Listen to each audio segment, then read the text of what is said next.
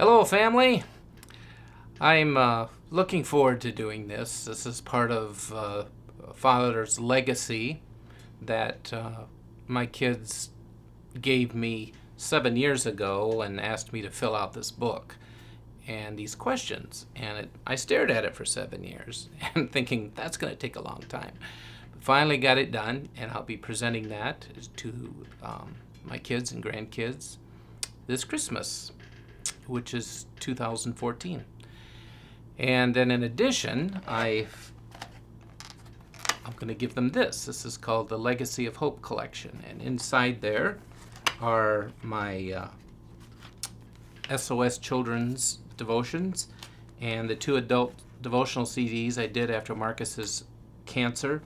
And then about 47 or 48 old-time hymns. The hymns that are kind of being lost a little bit with all the contemporary music, which I love contemporary music, but I miss singing these hymns and I want to preserve them for my children and grandchildren. And so then I wanted to do this video. The poems I'm going to be reading are also in the 3-ring binder, but I just kind of wanted to have a video of me reading them and kind of talking a little bit about what inspired me to do the video. So I'm going to have that at the beginning of this whole thing. So let's get started. This first poem that I'm going to read is called Plant a Tree Today. And it actually reminds me of a quote of Martin Luther where he said something to the effect, if someone told me that there was going to be a big calamity tomorrow, I would still go out and plant a tree. Or if the world was going to be coming to an end, I'd still go out and plant a tree. And that inspired this poem. Plant a tree today, and you may never know the shady comfort it will bring, the size that it will grow. But plan to plant tomorrow, and there may never be a tree to shade the future. Lost opportunity. For planting is a matter of hope for years to come. It might just make a difference in the life of only one, but those who live to see it will appreciate the shade, and maybe they will follow the example you have made. So plant a tree today and feel the joy of it, because the purpose of your planting is for tomorrow's benefit. This next poem was inspired by a visit to a lady who was in her 90s, lived in Solvang, California, and she was an alum of Grandview College when I worked there, and I would always go visit her in February. California, February. And her name was Nana, actually, and loved visiting with her. But the last year that I went to see her, during that previous 12 months, Alzheimer's had consumed her. So when I went and visited her, she was there, but she wasn't home, if you know what I mean. She didn't remember me. We still visited, but I remember staring at this box of buttons. And because Nana loved to sew, but I got to thinking those buttons will never be picked up by her again. She'll never sew those buttons, and the purpose of those buttons will never be used again. And so when I was flying back to Des Moines, I wrote this song on the airline, and that was back in 1995. And little did I know that the words of this would be so appropriate for the work I found myself called to at Hope Ministries, working with homeless, hungry, and hurting people. But what inspired me was that box of buttons in Nana's apartment. And by the way, this also was my first officially published poem. It was awarded first place in the Iowa Poetry Association contest, Poems for Children category, and it was published in the Lyrical Iowa 2003. How fun.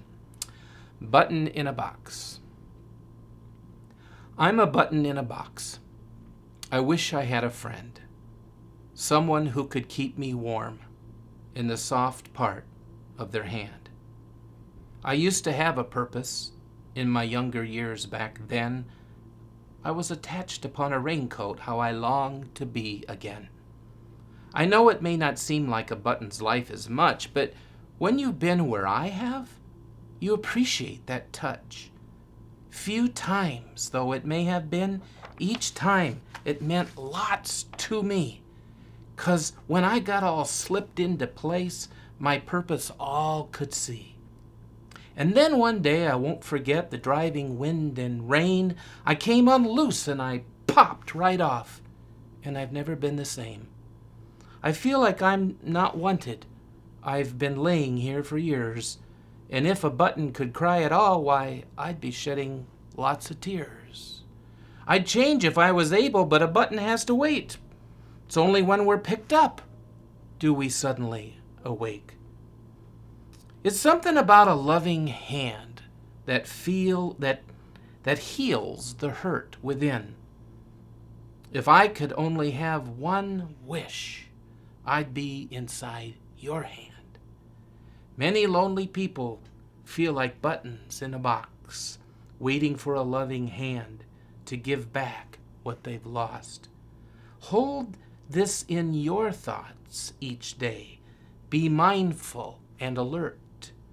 Buttons might come into sight who are filled with pain and hurt. I love that. I love that poem. I actually wrote that in about 20 minutes. I couldn't believe it. But we know when you're inspired by something, it just flows into you and then goes out. Now this one is entitled One Piece in a Puzzle. And I actually wrote this for a children's sermon when we were attending Zion Lutheran Church and I was doing SOS children's messages on Sunday morning. So, and I actually just put it to music, nothing fancy, but it just makes it kind of more interesting. You are one piece in God's puzzle. In a box, you're just one of many. Along with the others, you search for your spot. For without you, that space would be empty. Putting a picture together takes one special piece at a time. Each has a place to fit into where no other piece fits as fine. They say that a picture's not finished when one piece is not in its place. That's why every piece is important, no matter the size of one's space. No matter the size of one's space. You are one piece in God's puzzle. A spot is reserved just for thee. No other piece will do better, 'cause you fill that space perfectly. 'Cause you fill that space perfectly.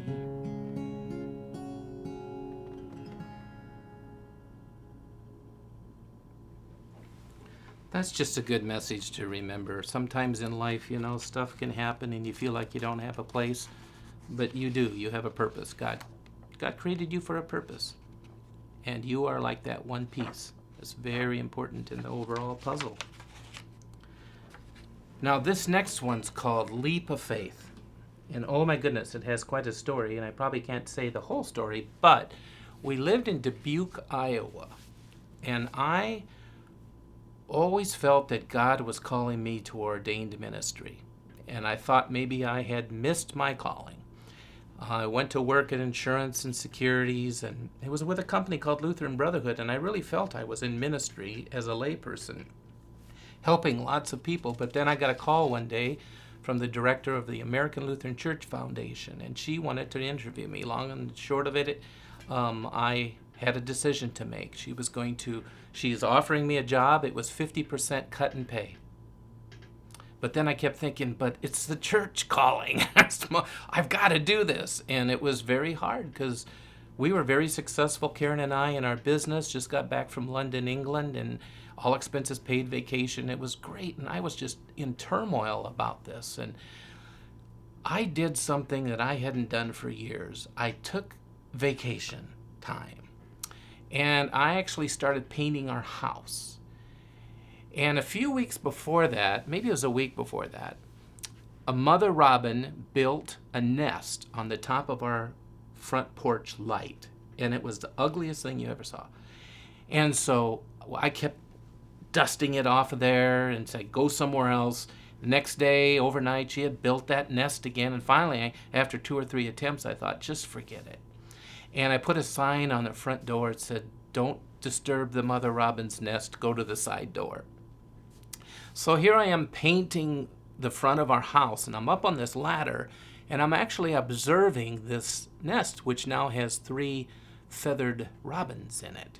It was really cool because the kids could stand inside the house and look out the bay window, and I could hold them up, and they could actually see really up close from the inside into that nest. So here I am on the outside painting, and I'm watching and I'm observing.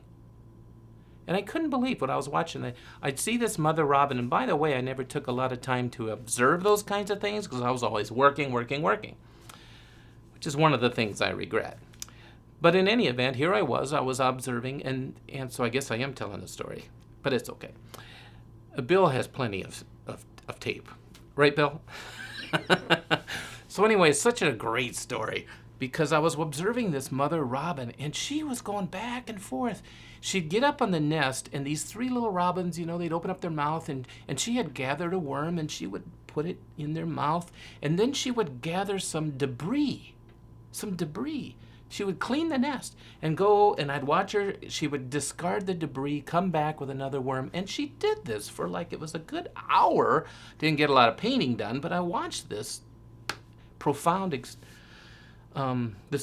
experience being carried out. And so I watched her go back and forth, and she was way over on the other side across the street in the neighbor's yard, and one of the little robins got up on the edge of the nest and was kind of, doing this kind of thing. It had never tested its wings. I mean, I'm thinking, you're crazy. You're going to fall. It's 8 foot down. You're going to splat on the cement. The mom's going to come over and peck me to death thinking it was my fault. And so I wanted to move my ladder over and kind of tip it back in, but it fell back into the nest, and they're kind of rustling around. Within seconds, that little robin got back up there again. And I swear if that robin said anything, it was looking at me and saying, watch this, Chicken Little. And it took off. It flew. Just leaped into the air. And I watched it go all the way across. It flew across the street and landed right by its mother robin. And within seconds, the second one and the third one got up, jumped, and the nest was empty. And I got down off the ladder and I sat underneath our oak tree in the front yard and I cried like a baby. I did, because I felt that God had just communicated to me what I needed to do. And so I went inside and got some paper. I came back out and I wrote this. Again, it was like 20 minutes I had this thing written. I could sing it too, but I think I'm just going to read it. In fact, in my motivational speaking, I have a talk that's Leap of Faith, and I'll tell you, more people have come up to me and said, I needed to hear that. And here's the poem. We can learn a lesson from the creatures here on earth just by observation from the time they first give birth. Their instincts are so natural they seem to know their way. Something deep inside of them must tell them it's okay. The infant birds depend upon their mother for their bread. Her earthly deeds ensure their care, and so it goes unsaid. They grow each day with confidence, and when that time arrives, they stand up tall and spread their wings and start a whole new life. I watched that baby robin take a flying leap of faith. My eyes began to swell a bit as I saw it fly away.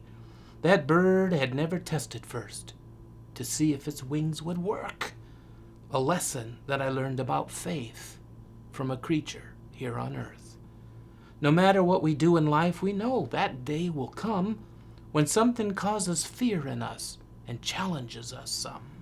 So when you see a robin on the ground or in the sky, remember how they had to leap before they learned to fly. So take a flying leap of faith. You hold it in your hand. By taking a few risks in life, you're sure to understand the feeling of self-confidence and the strength you'll feel inside.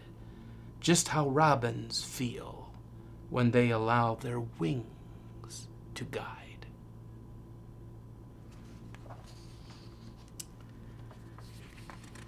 So I have passed kidney stones. And I have said it's worse than birthing children. And I've had some women really criticize me for saying that. But then I met this woman who said she's had 3 kids and a kidney stone. And she said she would have a 4th kid before she would have another kidney stone. So I wrote this poem when I was in the hospital passing a kidney stone, and I was reflecting on pain and agony and challenges in life, etc., the troubles that come our way.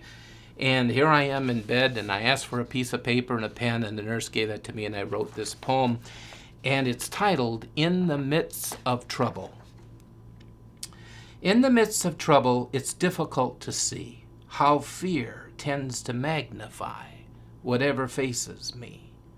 In the midst of trouble, several thoughts come into play.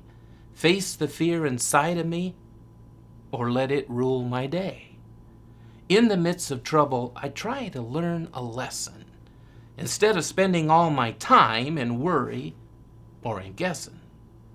In the midst of trouble, I've learned my day goes best when I focus all my thoughts on ways that I've been blessed. In the midst of trouble, the lesson I've learned more is each time I get through it, I'm stronger than before. In the midst of trouble, I've learned the strength I gain comes from having faith as I call upon His name. In the midst of trouble, a peace comes over me. A peace I cannot understand. It's a peace that sets me free. In the midst of trouble, when all is said and done, I've learned that I can count on God whenever life's not fun.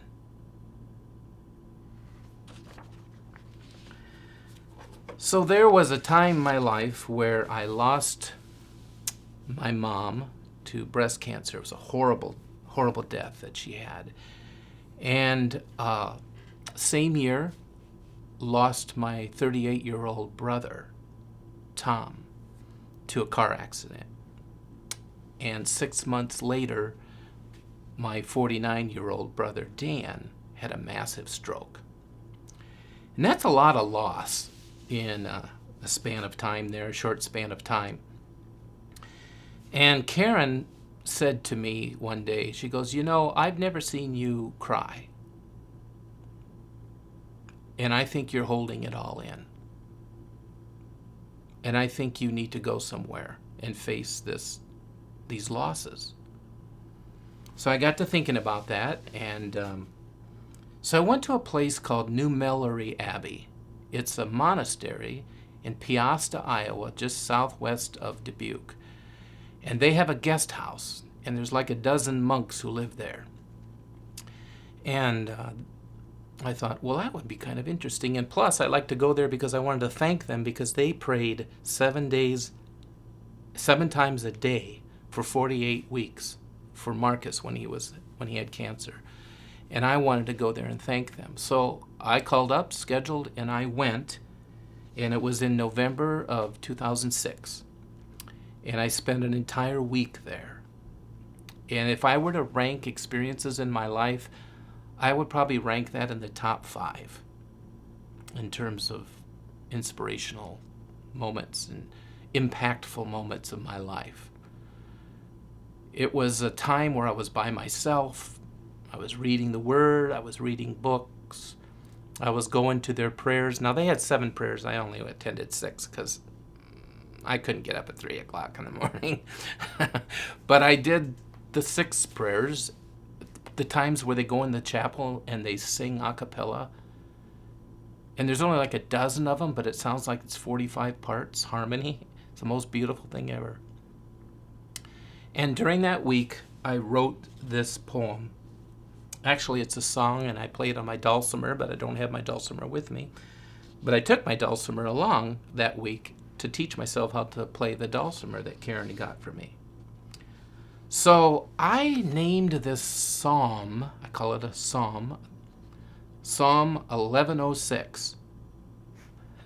Now, you can't find a Psalm 1106 in the Bible, but it was done in November of 06. So this is Psalm 1106. Come into my heart, O God. Fill my soul with joy and peace. Place your hand upon my heart. Help me feel your Spirit's power.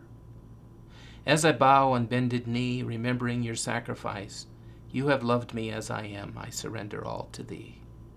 Hear my voice I raise to you, longing to be closer now. You are all I need to know. Praise and thanks I give to you. As I bow on bended knee, remembering your sacrifice, you have loved me as I am. I surrender all to thee. Every day is a gift from you. Thank you for this moment now. Even in my darkest hour, you're my hope, my strength, my all. As I bow on bended knee, remembering your sacrifice, you have loved me as I am. I surrender all to thee. I'm going to hold back emotion on that one because that was quite a week, and it enabled me to just kind of surrender all of that loss and give it to God. This next poem is entitled I've Been There. It's actually lyrics that I put to a song that I found on a CD when we were Marcus, our family went on a Make-A-Wish trip, and we were going through the Blue Ridge Mountains and stopped at this place and found this music, and we were listening to it in this one particular piece called Appalachian Sunrise. The music just stirred my soul, and so I actually wrote lyrics to it, and it is the theme song in my CDs, my adult devotional CDs, and it's called I've Been There. And by the way, I got the permission of the production company, Orange Tree Productions. They gave me a written permission to put that on the CD. And so you can actually hear that song when you listen to the adult devotional CDs, but I'm just going to read it now as a poem. I've Been There, written in 1998. Have you ever had times when no strength you could find and the pressures of life weighed you down? I've felt that same way. And all I can say, there is hope if you'll only hang on. Have you ever felt fear or lost someone dear? Are you lonely and full of despair? Many know how you feel. For them, it's been real. I can say that I know. I've been there. But there's one who knows best than all of the rest, a world full of pain. He can see. Through all that you are facing, may you feel his arms embracing. He forgives and sets free. So no matter where you've been, if your life's full of sin, when you're feeling there's no reason to be, turn to God, say a prayer. I promise he'll be there. This I know, 'cause he's been there for me. Yes, I know. I know. I know 'cause he's been there for me. Now this one is entitled String Thing. And I wrote a children's book. Actually, it was a children's sermon that ended up, I thought this could be a good book. And I put it into publisher form and sent it off, and I was turned down at least 10 or 11 times until this Christian publisher, Diana, took on this book. And now it's available on Amazon, and it's done in children's readers theater. You know, where you stand there and you've got 8 people that each have a part, and they stand and they act out their part. Readers theater. And but the story was inspired when I was like 9 years old on the farm. I lived with my grandma Minnie. I remember standing on our lane. It was like a half a mile long lane, maybe more like a quarter of a mile. And I remember seeing, now back then it was like a gazillion corn pickers and tractors and combines coming down the county gravel road. And I was just struck by that. And you know, before I knew it, they were all lined up. Here's the deal. Our neighbor had broke his back. And it was harvest time, and he couldn't harvest his crops. So I watched all these combines and these tractors and these corn pickers, they all lined up, and they would go right on down the field, and they harvest this man's crops for him, even before they harvested their own. And that experience was a huge impact on me, and has kind of guided my life. When we work together to help others, we strengthen ourselves. That's the theme of this book, this String Thing book, that I finally put that experience into words. One strand alone can pull lots of weight, though some think it can't, so they hesitate. One never knows how strong theirs could be, and they won't till they step out in front, courageously. Once they discover the strength they possess, belief in themselves builds their confidence. Others will follow, because they can see hope. It's what people search for in times when life's broke. Hope is why people help others in need. By joining together, they're strengthened indeed. Together they learn that stronger they'll be when many combine. It's called synergy. New meaning in life is what it will bring, because life's not the same once you've been a part of a string thing. And if you read the book, it's all about strands of string joined together that make up a rope. The whole is stronger than the sum of its parts. Back in 2003, I started working for a place called Hope Ministries, and they work with homeless people. And about a month into it, I was just so struck by the brokenness that came to our shelters, and the stuff that people went through, and how they just kept going, and because of how we tried to give them hope and the will to live. So I was inspired and wrote another poem. That's just kind of, I either write music or write a poem or both. And this one is titled The Will to Live. When I think of homeless people, I can't help but wonder why. But when I meet them and encounter, my heart answers through their eyes. My heart tells me not to question, just accept the hurt I see. Treat with gentle, loving kindness what I'd wish if it were me. Guilt and pain and undeserving failure, worthlessness abound. Hope is what I have to offer. It once was lost, but now it's found. lacking what I take for granted more than food, a place to sleep. Now when I think of homeless people, I know hope is what they seek. It's what they need to keep on going. It's the best we have to give. Food, clothing, shelter, they're all important. But hope gives everyone the will to live. Well, February 2014, I wrote a poem for Valentine's Day for Karen. You see, I've been kind of a bonehead over the years. I never wanted Hallmark to dictate to me when I'm going to show my love and affection for my wife.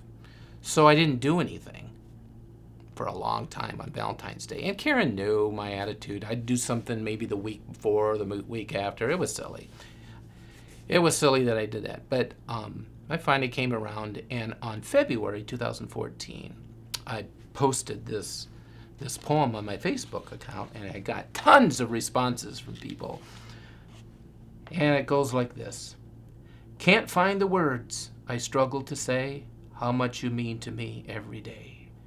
There's no doubt our union was meant from above to share life together and discover real love. Thanks for the patience and grace you extend. It's what draws us closer and why you're called friend. I'm not a wealthy man, but rich I'll always be, 'cause you and I have a love that daily blesses me. That was fun. Oh boy, this one is controversial. When I was doing children's sermons, come around Easter time this one year, and I had a conversation with somebody about the fact that I hated that the rabbit was the symbol for Easter.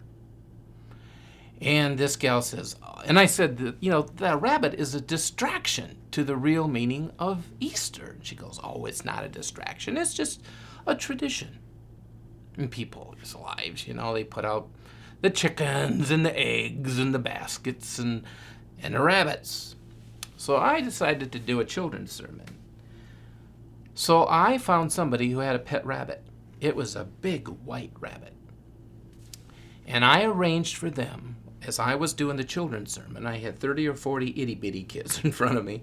I arranged for them to come in the back door carrying that rabbit. Of course, the kids couldn't see it because their back was to the rabbit. But it started a stir. And you could see people going and laughing, and they knew right away what I was up to. And I told the gal carrying the rabbit, I said, I do not want you to stop, but believe me, it will be like parting the waters. Just walk through the kids and go out the other door. Do not stop. Go slow, do not stop. So as I'm telling this story about the resurrection, and some of the kids in the back see this, and they're totally distracted. And I'm telling them, kids, don't look at the rabbit, look at me. I am talking to you about Jesus, the real meaning of Easter. Do not be distracted by the rabbit. And I'm doing this dramatically as she's walking through, and then she leaves. And I said to the congregation, don't ever tell me that the bunny rabbit is not a distraction at Easter. And then I read this poem. My Easter has no rabbit. It's not about the rabbit, nor the eggs or jelly beans. It's about the resurrection. That's how Easter came to be. It's not about the critter that gets so much attention. It's about the cross that led to our redemption. The bunny is an idol, the devil in disguise. To some, it's just tradition, not something to despise. The only thing it offers is short-term satisfaction. It's here and gone tomorrow, having served as a distraction. Perhaps we ought to consider a plan to alternate. A new date for Easter, for Christians to celebrate. A separate time for rabbits and cultural attractions, to fulfill the needs some have for secular satisfactions. But as it goes, I'm sure in time an icon would soon appear and steal away attention like it's happened down through the years. Easter for a Christian is a holy time of year. It's the core of who we are, faith and hope, held dear. When the day of Easter is reduced to rodent status, one might understand how our joy can turn to sadness. So my Easter has no rabbit. It's about the saving grace from our Lord and Savior Jesus resurrecting from his grave. It's hope that celebrated the hope we cannot see. It's the everlasting promise, the hope that sets us free. So that's my rant on Easter. So, I used to work at Grandview College, and they were founded by Danish Lutheran immigrants. And my wife, Karen, is part Danish, part Norwegian, and part Swedish. And I remember her grandmother, short little lady, and she had this Norwegian accent. And oftentimes, when things would happen that would surprise her or whatever, she'd say the phrase "ufta, ufta," and if it was really big, she'd go "ufta meg," and it was just really cute. Well, when I started working at Grandview, again, those were Danish people, and I sang at an alumni event. I found these words, but I tweaked it a little and put a chorus to it. And they went wild, and it goes like this. On a mountain in Norway, there's a strange, strange little bird. And it's only in springtime its weird cry is heard.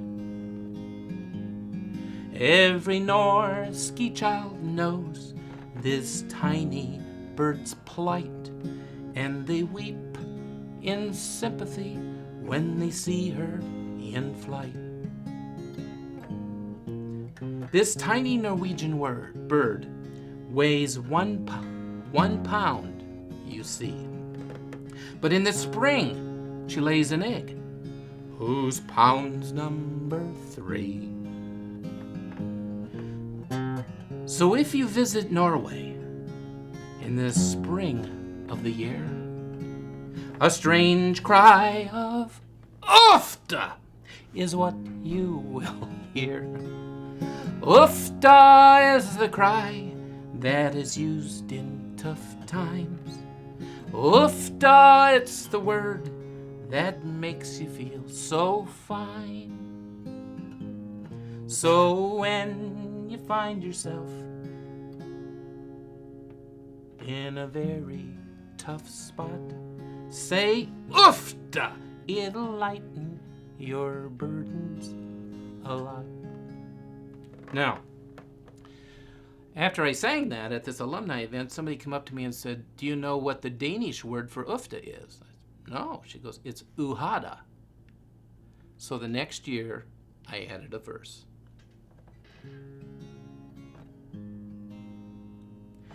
Denmark has a bird that has a cry too. It was brought to this country in 1942. I really don't know that, but it rhymed, so I used it.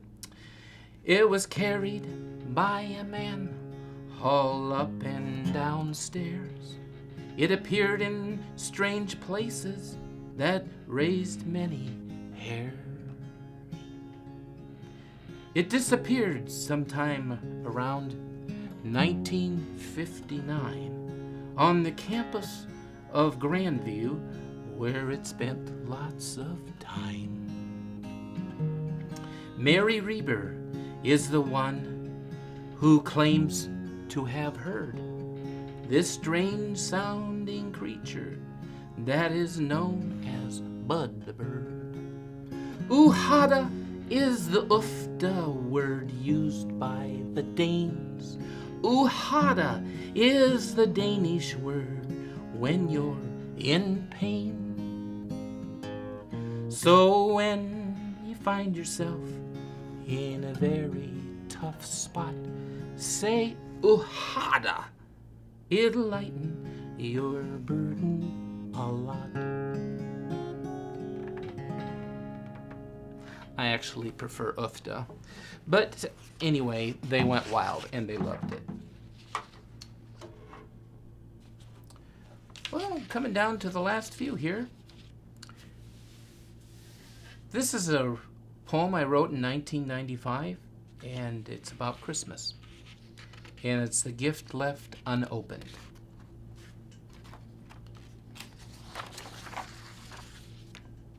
It's a special time of the year, and most would agree, when a gift with your name is found under the tree. No other time of the year is like this. It's fun, it's delightful, it's filled with happiness. Peace is abounding, more kind words are spoke. Something about Christmas puts a lump in my throat. I watch as people tear open their gifts, shout out their thank yous, and blow forth a kiss. Thanks is the most common phrase you will hear. Thank you is how we express our good cheer. Yes, Christmas is a time when memories are made, and the memories we cling to as time tends to fade. But for all the gifts received and all the thanks given, for many there's one gift left unopened from heaven. Its value is priceless, worth more than anything. This free gift is yours, and it comes with no strings. This gift you possess, you hold in your hands. Unless you open it, you'll never understand that no gift is greater. No gift you'll receive will ever bring more joy and peace on Christmas Eve. Those who have opened the gift know this best. Of all the gifts, one means more than the rest. Why some gifts are opened or aren't opened is a mystery to me. If only they knew how much more life could be. The unopened gift shows up every year. You try to ignore it, but it won't disappear. Something inside has kept you away from a life that could bless you more than I can say. That gift left unopened for whatever reason will always be there next Christmas season. 'Cause someday will come when no gift received will be quite as enough to meet all your needs. And then you'll remember the gift left unwrapped. That's faithfully been there with no strings attached. You'll finally reach out and open at last and realize what you have missed from Christmases past. And then you'll say, thank you, like you've never said it before. It's hard to explain. You may want to say it more. Thank you. Oh, thank you, dear God, for this gift. I wish I could take back those years that I've missed. Thank you for sending your Son as my Savior. Thanks for accepting me. Thanks for this favor. Thank you, dear God, for all that you've done, for giving my sins through the death of your Son. Thank you for raising your Son from the dead. Thanks for the faith to believe what he said. At last, the true meaning of Christmas has spoken. Praise God, I've discovered that gift left unopened. When I lived with my grandma Minnie on her farm, one of the things that she would do is bounce me on her knee. And she would say these words, "You are a special boy. You are a special boy." And you know, back then, those words kind of go in one ear and out the other until they pass on. And years later, those are the things that you remember the most. So back in 1991, this was about 9 years after she died, I wrote this poem in honor of my grandma. And it is titled, You Are Special. A grandmother embraced her grandson as only a grandma can do and whispered in his ear, "You're special." It's true. The little boy bounced off her lap and he went outside to play. But at nighttime, Grandma would sit on the little boy's bed and say, "You are special, this I know. And someday you will be a special kind of person who makes other people happy." The little boy, he grew older, and when his grandma came, she would always hold him and say those words again. He liked to hear his grandma's voice, for it was soft and kind. But nighttime was his favorite part, when she sat on his bed each time and she said, "You are special, this I know, and someday you will be a special kind of person who makes other people happy." When he turned a teenager, he didn't really know just what he thought about stuff, and his feelings were hard to show. But when his grandma came to visit, she lightly touched his head, and deep inside he was glad when she would sit on the side of his bed and say, "You are special, this I know, and someday you will be a special kind of person who makes other people happy." When he went to college and sat at night alone, thoughts of when his grandma came would make him want to go home. But then he got his mail one day and sat that night to read it. Grandma had sent him a letter, and one more time she repeated, "You are special, this I know, and someday you will be a special kind of person who makes other people happy." All grown up now, married now, with special children of his own, time had passed so quickly because he was hardly ever home. Word came through a phone call that his grandma had taken ill.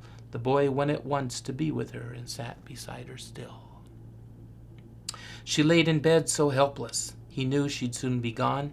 He and Grandma in this big room, just the two of them alone. Then he took her hand and he held it, and trembling he spoke the words that she had taught him, though his voice was somewhat broke. "You are special, Grandma, this I know, and someday you will be a special kind of person who makes other people happy." That night he lay thinking about those words his grandma had taught, how he had carried them all through his life, and how they had strengthened him a lot. He got to his feet and went to the room where his son lay peacefully still, sat on the bed, reached for his hand, and softly whispered in his ear, "You're special. You're special, this I know, and someday you will be a special kind of person who makes other people happy."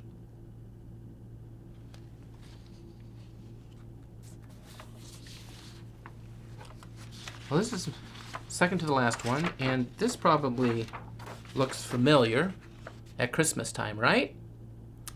Well, just as in Easter, I got a few things that bug me. And so have I done that right? Yeah. I hang it this way. And I actually had a real live big one that I put outside of our house, I put on the front door once. And the neighbor lady came over and said, "Do you know you got your candy cane upside down? It looks like a J." Ha ha! Perfect opportunity to let her know that Jesus is the reason for the season. So here's my poem. Jesus is the reason, no matter what you see, the season is because of what God did for you and me. The world has tried to change this and make it something else with sales and advertisements. It is sometimes hard to tell. Many people decorate with lights and Christmas trees, but that's no indication that in Jesus they believe. The challenge for all Christians is to focus on what's true, finding ways to tell the world so they can know Him too.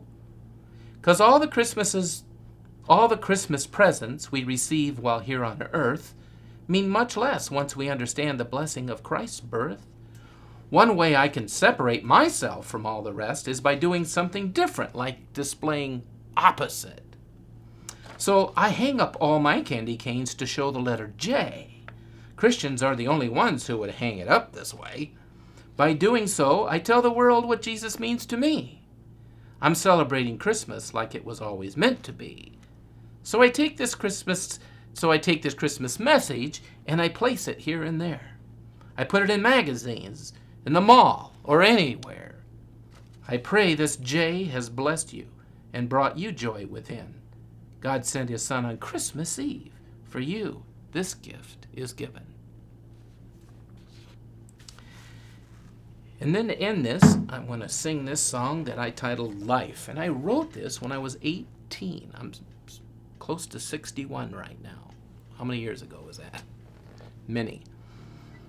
And I actually found the words, but I've added to the words and I added a chorus to it. But I'm going to end with this because I think it was pretty much, little did I know when I was 18 years old. And yet, it was pretty wise, I think, to be able to write lyrics to this song because it's the way life is. There'll be a lot of sunshine and quite a bit of rain. There'll be a lot of happiness and a little bit of pain. There'll be a lot of giving and a lot of getting back. There has to be a lot of faith when the skies are going black. When the skies are going black.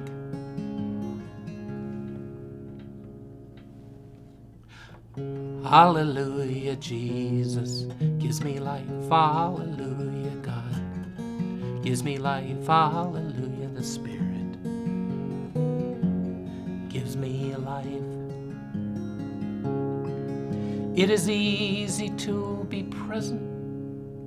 No, it is easy to be pleasant when life flows like a song.